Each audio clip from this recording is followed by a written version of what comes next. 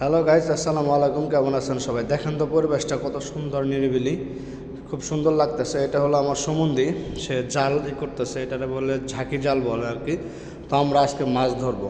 তো আমার অনেক বছর পর আমি মাছ ধরতে নদীতে আসছি।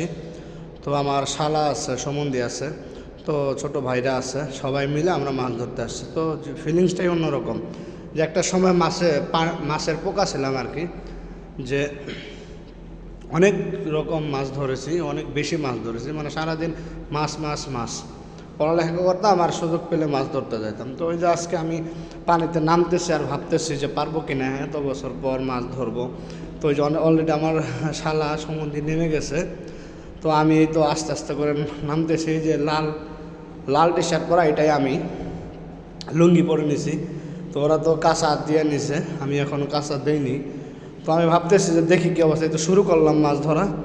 তো একটু একটু করে শুরু করতেছি, যে আমার শালা একটা বাইং মাছ ধরছে, তো সেটারে মনে করেন যে সেই বাইরাইতেছে, বাইরাইয়া মনে করেন যে মাইরা তারপরে ধরতেছে।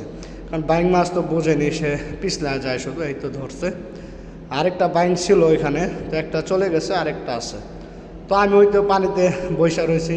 ওই যে আমি একটা মাছ ধরে ফিক্কা দিলাম।